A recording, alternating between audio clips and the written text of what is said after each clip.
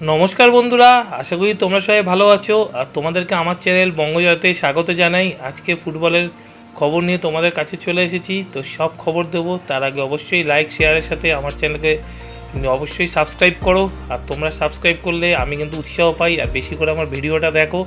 एखाने अनेक नित्य नतून नाना रकमेर फुटबलेर खबर थाकছে, तो एकदम এই খবরগুলোকে মিস করো না তোমরা। কাল তোমরা সবাই জানো যে মোহনবাগান অ্যাওয়ে ম্যাচ খেলতে নেমেছিল ওড়িশা এফসির সাথে। তো সেই ম্যাচ মোহনবাগান তো গোললেস ড্র করেছে। তো ওই ম্যাচের নিয়ে একটু কাটাছেঁড়া আছে। কালকে মোহনবাগানের যে টিম নামিয়েছিল হাবাস, সেই টিমে কিন্তু প্রচুর ভুল ছিল। প্রথমত আনোয়ারকে কালকে রাইট ব্যাক খেলানোটা একেবারেই ভুল সিদ্ধান্ত, কেননা আনোয়ার এখনও রাইট ব্যাক খেলার মতন ফিট হয়ে ওঠেনি।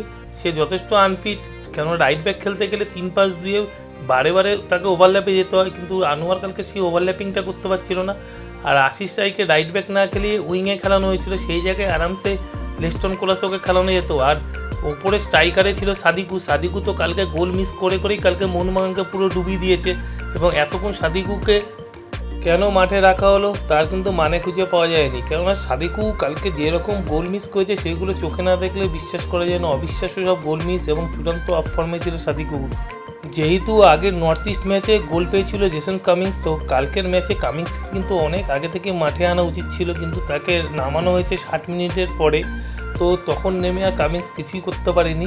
কালকে কিন্তু হাবাসের ভুল ছিল আনোয়ারকে মাঠে রাখাটা। আনোয়ারকে কালকে তুলে সেই জায়গায় আশিস রায়কে রাইট ব্যাক করে দিয়ে লেস্টন কোলাসোকে কিন্তু উইংয়ে করে দেওয়া উচিত ছিল, যাতে মোহনবাগানের কিন্তু আক্রমণের ঝাঁজ আরও বাড়ত। এবং পেত্রাতোসকে কালকে কিন্তু পেছন দিক থেকে অ্যাটাকিং মিডফিল্ডার হিসেবে খেলানো উচিত ছিল, সেই জায়গাটা না করে পেত্রাতোসকে একেবারে সাদিকুর সাথে স্ট্রাইকারে জুড়ে দেওয়া হয়েছিল।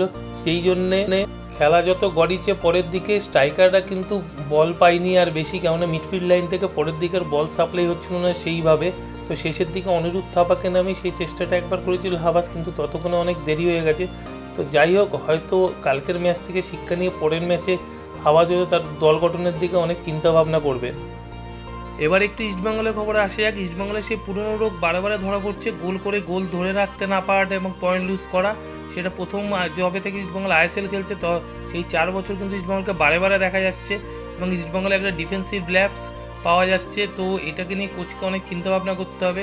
আর আরেকটা বড় কারণ হচ্ছে ইস্টবেঙ্গল ভালো না খেলতে পারাটা, সেটা বর্জা হেরাকে ছেড়ে দেওয়াটা। এই বর্জা হেরাকে ছেড়ে দেওয়াটা কিন্তু কোচের সিদ্ধান্ত ছিল এবং এই সিদ্ধান্তটা যথেষ্ট ভুল। আর কোচের এই ভুলের জন্য ইস্টবেঙ্গলকে কিন্তু এখন বারে ডুবতে হচ্ছে, কেননা ইস্টবেঙ্গলের মিডফিল্ড লাইনে কিন্তু সেরকম বল ধরে খেলা প্লেয়ার নেই। যিনি এসছেন সেই ভিক্টর ভাস্কুয়েজ কিন্তু যথেষ্ট স্লথ এবং তিনি 90 মিনিট খেলার মতন প্লেয়ার না। এমএলএসে তার ম্যাচ টাইম ছিল 20 মিনিট মাত্র। তো এরকম একটা প্লেয়ারকে কোচ নিয়ে আসে এবং বর্জা হেরাকে ছেড়ে দেওয়াটা কিন্তু এই দায়ভার কিন্তু কোচকে নিতেই হবে। সোহেল ক্রেসপো, বর্জা হেরা, সৌভিক চক্রবর্তীদের নিয়ে মিডফিল্ড লাইন যখন নাকি খুব ভালো ফুটবল খেলছিল, আইএসএলও ভালো জায়গায় সেই সময় ছিল এবং সুপার কাপ চ্যাম্পিয়ন হয়েছিল, তখন বর্জা হেরাকে ছেড়ে দেওয়াটা একদমই কাম্য ছিল না। এটা বলা যেতে পারে কোচের ভুল বিদেশি চয়নের জন্য ইস্টবেঙ্গল ক্লাবকে এখন ডুবতে হচ্ছে। তো যাই হোক, এই কোচের হাত ধরে ইস্টবেঙ্গল ক্লাব স্বপ্ন দেখেছে এবং এই কোচের হাত ধরে ইস্টবেঙ্গল ক্লাব আগামী দিনে ঘুরে দাঁড়াবে। এই ছিল আজকের খবর। আবার তোমাদের সাথে নতুন খবর নিয়ে কালকে কথা হবে। Good bye.